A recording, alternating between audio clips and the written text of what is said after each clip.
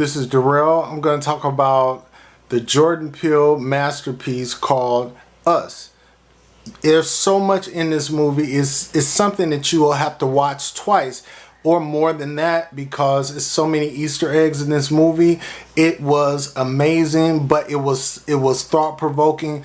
A lot of people in the theater, by the end of the movie, they ended up walking out. It was straight silence. It was silence because people either did not want to admit that they were not smart enough to catch everything. I believe that Jordan Peele outsmarted the whole audience because there's so many Easter eggs in this film that it made you think. So even if you did not get it the first time, it shows it through different perspectives of the characters.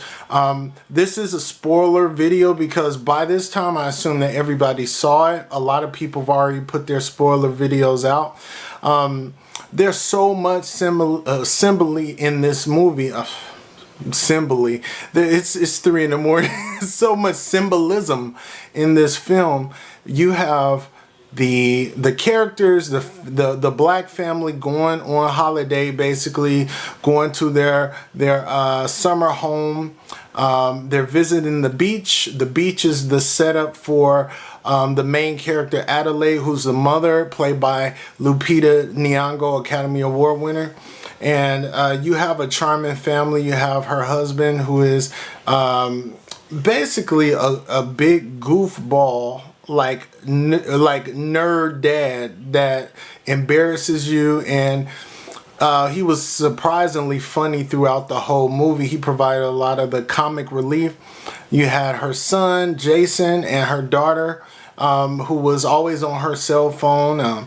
The thing about this movie, it had so much from the beginning. A disclaimer. It wasn't a disclaimer. It was more of a actual telling of what's happened. There was a lot of abandoned underground tunnels that were left abandoned. You had the number 11. The number 11 showed up. It's 4 ones showed up in the mirror. In terms of that's a mirror image.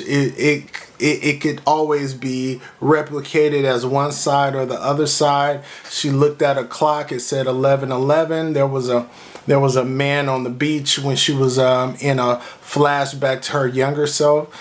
He had Jeremiah 11:11, which is a scripture that basically talks about there is wrath and something coming that could basically be interpreted as the tethered. The tethered was the dark side of the main characters that were trapped underneath. Basically, Jordan Peele says that it is the movie is basically facing what we feel is the other, having people come into the country, which is a big level of deepness for this movie, having people going out of the country, being worried about others, other races, other countries, other people that are not like the Americans, supposedly. You had all the simile with the holding hands America, which is basically something that happened in 1986. That was a real thing where people paid to hold hands across America, which was some kind of way to unite the country. It was a charity relief program.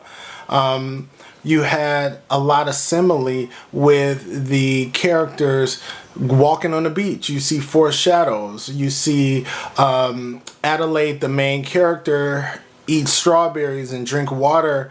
You had neighbors that were white affluent neighbors basically looking at her and her husband, giving them kind of like charity in a way. You know, so in terms of the husband having a little boat that he purchased that was like a beat up boat, and then you know his friend, his white friend, is rich, so he has a much bigger boat. He has flares in the boat. The little things like that made it seem like he was still seeming better, or he's trying to or the black father is trying to still compete with the white father. The wife had plastic surgery, and she was doing something every now and then to her face to supposedly be younger, but Adelaide had no interest in that, of more superficial things.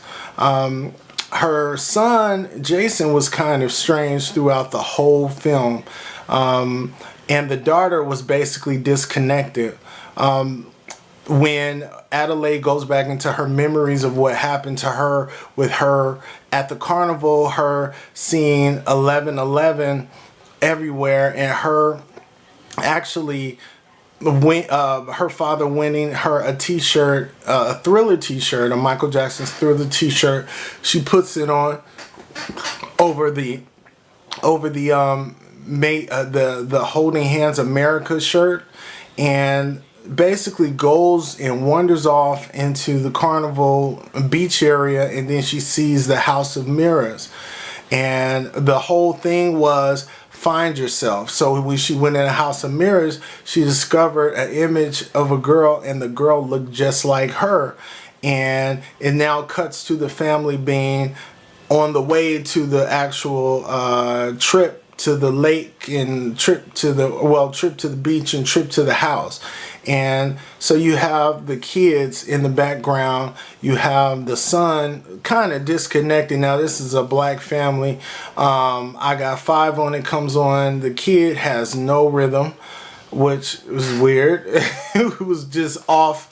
And she kind of didn't have no rhythm either, because she was snapping her fingers like, yeah, hey, all of that. So it was like, that was funny to me. The husband had a Howard t-shirt. The Howard t-shirt represented more so Bill Cosby. Bill Cosby and the Cosby Show had a affluent black family, but he would always wear black college t-shirts. Let's see, in terms of like Tuskegee, Howard, and all of that, that was more of a homage to that era. The movie basically dates back to 1986. So there was a lot of things going on in the imagery that was shown before the movie really kick starts. You had Chud. Chud was a movie I used to watch when I was real little, and it was scary, but we used to rent videos all the time, and I used to love horror movies but be scared at the same time. Chud was about people coming out of the ground, in terms of the sewage systems, killing people, taking them down below, underneath. Then you had Nightmare on Elm Street, going into dreams and having some dark figure overtake you. Then you had Mike Myers with the blue jumpsuit and killing people at will. All of that was in there in terms of the simile. You have a lot of stuff going on that is amazing to actually try to unwrap, because everybody has their own theories and their own visions of what happened. Let's talk about how when Adelaide sees a rabbit, she starts to look weird at what was going on, but she didn't really say, or they didn't really show what was happening just yet. There was a lot of convincing for her to go to the beach. She was very hesitant, but the husband convinced her. Once they actually had their time at the beach and they go home, there's still paranoia that's unfolding. Adelaide is telling him personally that she feels that it's a lot of hidden connections, which is really true about the whole movie. There's a lot of hidden connections, a lot of hidden things, but she feels like it's coming to a boil in terms of things that she's seeing, the coincidences, the snap judgments, and worrying about her son, feeling like she's lost him. There's a lot of paranoia, and the husband doesn't really get it. Like, he doesn't have a clue really what's going on. And then the son says it's a family outside. So, they look outside and see the family standing there, and it's dark and it's scary looking, and all of a sudden you know, the father comes out and he has a bat. The bat harkens to Lean on Me, you know, when Morgan Freeman's character controlled the school with a bat. And he was like, you want to get crazy? Let's get crazy. All of that was like an homage to Lean on Me. So Jordan Peele had a lot of stuff going on with referencing early 80s figures that were huge and popular. Then the family comes and they try to take over, and they actually get into the house. Now we meet Red and her family, Red and Abraham. Red is the ringleader. She's the mom. They're all dressed in red suits. The son, the daughter, and the father all dressed in red jumpsuits like Michael Myers. And they have scissors which were oddly shaped like bunny ears. She tells a story about a girl and how it's like the haves and the have-nots. She gets to eat great, and the other, which is her, she gets to eat rabbit raw and disgusting. She looks at her as someone that has basically not took advantage of all the opportunities she's had, and their whole family. Anything that the human regular family could do that they taken for granted. For instance, the daughter not wanting to run track anymore and her being actually good at it. The crazy psycho tethered daughter runs really fast. It's a lot. It's like a connection to not appreciating what you have and turning a blind eye to things that you see, which is a psychological thing for society. We turn a blind eye to things we don't want to deal with, but those things that we don't want to deal with still fester, and they could come back on us subconsciously, spiritually, emotionally, mentally, all of that. These are things that is a big giant clue in terms of what we're actually doing and what Jordan Peele is doing. He's breaking down history within America, which I like. Us, United States, the tethered, all holding hands. After they actually come out to destroy, it's not just a family of four issue. It's not just a neighbor issue. They have tethered twins that come and destroy clones. I would say clones. The beginning of the film had rabbits, different colors, so we were looking for the Get Out connection. It's somewhere around, because Jordan is going to put them all together. He has about 4 movies that he's doing, and it's going to have some kind of all similarity like the MCU, like the Avengers and like Spider-Man, all of the connections. He's going to have his own world, which is, you know, great because it's uniquely done in such a brilliant way. He's very Hitchcock. Like, he is very he's very thought-provoking, and he puts these clues in because when you see the movie more than once, you'll always find something new. I'm just kind of spelling out all the things I can remember off the bat. You had Adelaide send the crazy Jason. Oh, Jason, he wears the mask. That's another thing. That's another homage to Jason. Jason wears a mask. This is representing the boy. The boy is named Jason. That's things like that is very interesting to unwrap from a movie because you have to really think about it.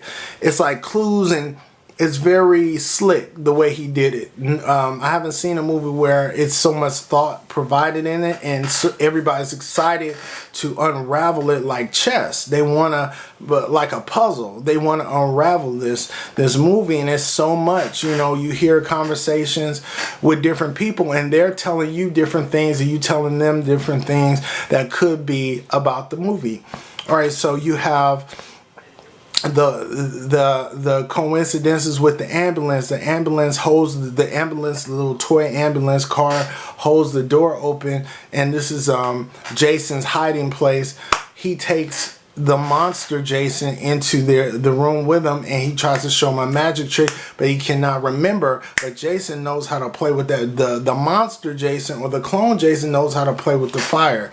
Then you have Adelaide. Adelaide is told to tether herself to a dining table, like a, you know, like a coffee table with handcuffs. That represents the red, the dark Adelaide. She was actually, you know, tethered to a bed, you know, in terms of what happened with her. The father was just brute and beat up the Gabe, who was the regular human father, and he beat him with a bat and drug him outside. Then you have, you know, the family somehow gets out of that situation. Then we go into the neighbors. The neighbors are the white family that were their friends. They have much bigger house. They have bigger everything.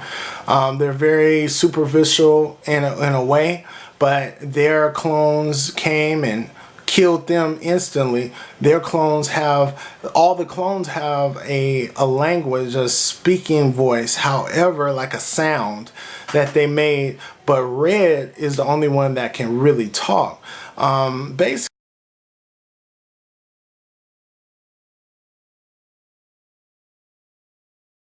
go through all the action and the rampage. Then you have all the clues that you have to catch at the beginning to kind of pull everything together at the end. If you did not catch it, you would probably have to see the movie again. And it'll be fun to do that, to go on a hunt to find all these clues, because there's so many. It's way more than I'm telling you. The normal one supposedly was actually the tethered one. Actually, she was the one that was the bad one. She took the Red, which is supposedly the dark one, as a child, and she took her down to the tunnel with all the tethered characters who mimic in a kind of freakish way whatever their doppelganger or their clone did above ground.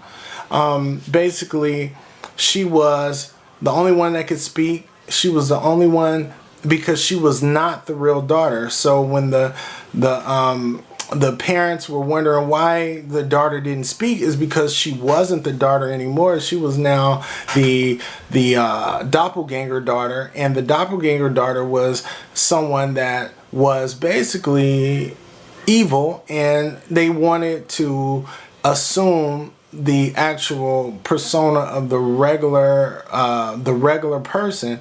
However, she was the only one that did that. So basically, they told her through dance and art that her daughter would recapture her speech and everything.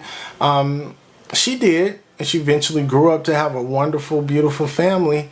However, now the one that was actually stolen, the actual good one, has become more of assimilated to the bad side, wanting revenge. So she basically is there to claim revenge over the family and over her doppelganger character, because her doppelganger character has cost her a regular normal life, and jealousy brews because she knows what she basically lost. She knew all the good stuff that Adelaide got, and she was down there eating raw rabbit and having to be with a man that she didn't want to be with, and having to birth kids that she didn't want to birth. Her daughter was born laughing, and her son was born through fire. And what happened is that the family she brought in, she wasn't really connected to them. She just basically wanted revenge.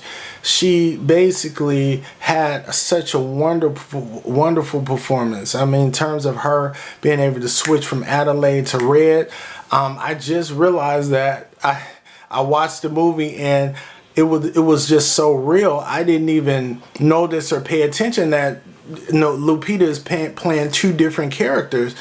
And usually when I see stuff like that, you have a mental note that, oh, they're playing a different character, but they're the same person. But it totally felt like two different people.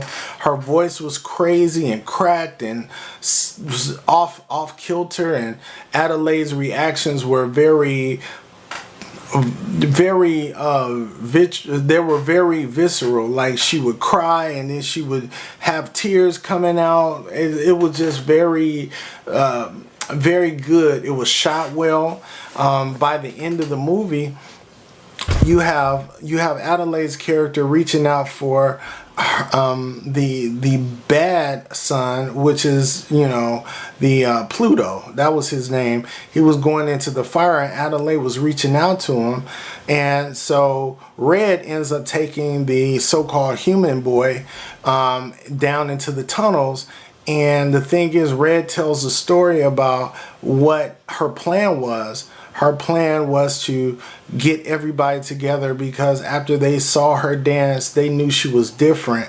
She could speak. So she ended up rallying the troops and made a plan for years to come above and take over everything.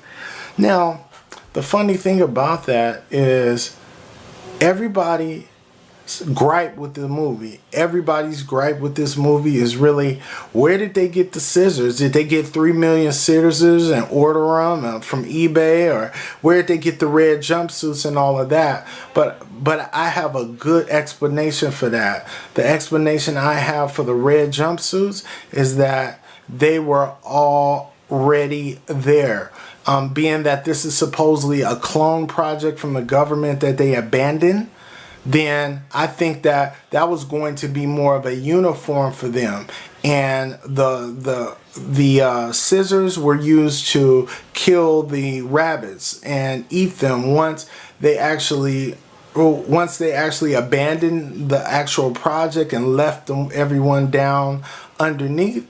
I think that it was already, had it been a successful cloning project, they would have been wearing that uniform anyway. So I think that people are thinking too deep because there's so many things. Everybody latched on to the easiest thing. Where do they get in these jumpsuits? But I believe they were already more of a uniform, like prison. Like they were already there for them to wear had the cloning project became successful.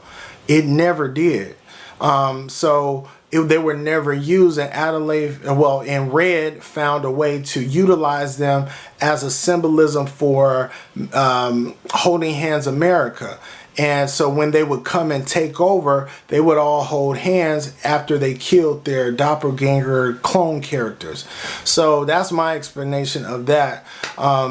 There is so much more in the film. But I really think the kid, because they mentioned that they went there the summer before, I think Jason actually was taken by a tether. I think the real Jason was taken by a tether. So that's why I think that when she reached out to him, he was going to the fire, that was her real son.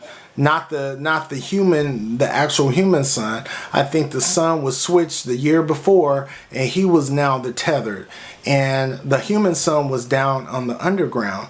And now when you start this film, now he kind of doesn't have any rhythm. He doesn't remember his magic tricks. He's a little strange and odd. He seems off kilter. And the thing about it is, once the Adelaide kills Red, which was the original human figure, and she was the original tether figure. I think once she killed her, she had to assume she had to play it out, because basically she played it out because she had to. She has now a family. They're now running.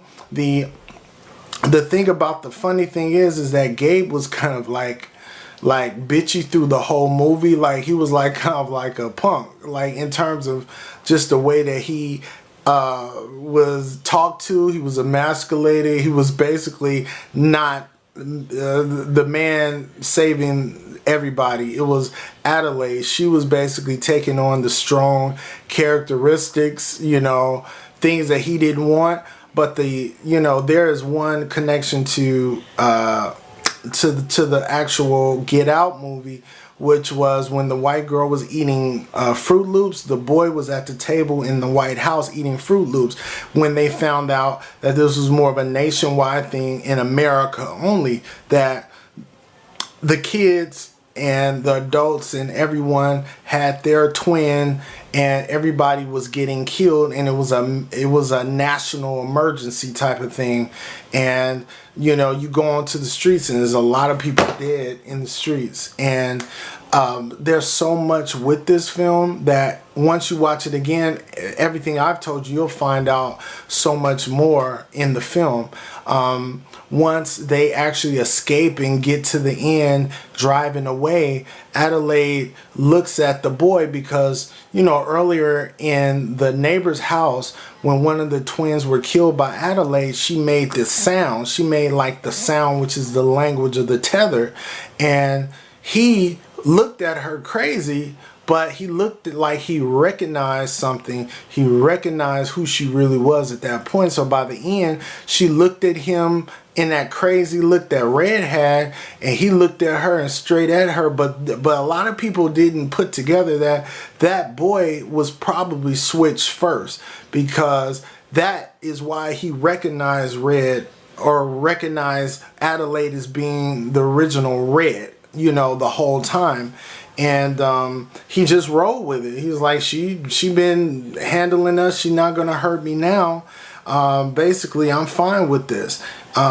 He put on his mask, and then they showed all the people holding hands across America, and you know, helicopters flying and smoke everywhere. So I believe this could be a part 2. I believe Us could be a part 2, but I'm thinking he's breaking it down through American history.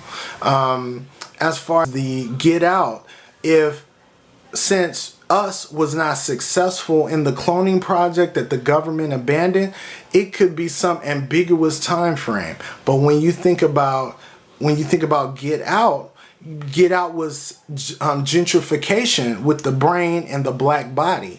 So putting a white brain in a black body so it can have more of a stronger athletic presence, a better body. The body of the black man and woman is supposedly superior. Gentrification of a physical body was basically what Get Out was about.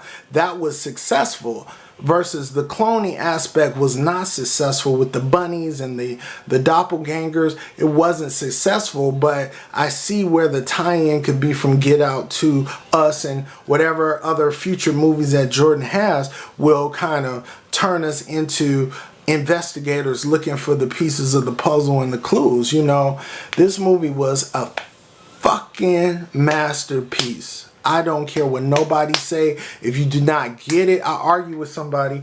I was at KFC and they were talking about, oh, you know, I liked Us, and then one guy said, no, I didn't get it. I didn't understand. I said, dude, you have to think. This is a movie where you have to think, you have to go through it. You're going to watch it more than once because you're going to want to. Because when you see the motivations of Adelaide's character, you totally think she's just a concerning mother. But really, once you find out the truth with Red, you have sympathy towards Red because you feel like her life was taken and she had to do what she had to do to get revenge. And Adelaide was really selfish. She wanted to keep that a secret and turn her head to the fact that she stole a life from someone else. That basically totally flipped your mind right at the end, because you were rooting for Adelaide and the family, but once you found out that Adelaide was on some bullshit, she was a thief, and then now you're like, Red is like, really, I feel bad for Red. Red just wanted a piece of the American pie. When she said she's American, that was it. That was like, I'm just like you. You shouldn't have more than me. I shouldn't have more than you. But that represents the haves and the have-nots. I believe that holding hands across America by the end was like not letting people in and not letting people out. And it was just like, we're dealing with all America. But that was like a wall.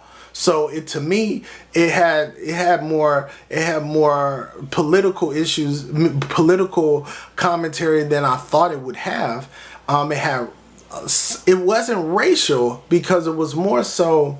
It wasn't like showing the blacks versus whites. It was showing the tethered versus the normal people above. whatever normal is, and the difference. So I like how it tackled race in a different way, almost like X-Men saying the mutants are basically black people, the mutants versus the white people, but it was done in a clever way. It's very Alfred Hitchcock. It's very original for the time that we're living in 2019, to see a movie that makes you think so hard about it and to make you see different things, like the magic tricks, the pulling a rabbit out of a hat, the magic game board in his little secret room was upside down.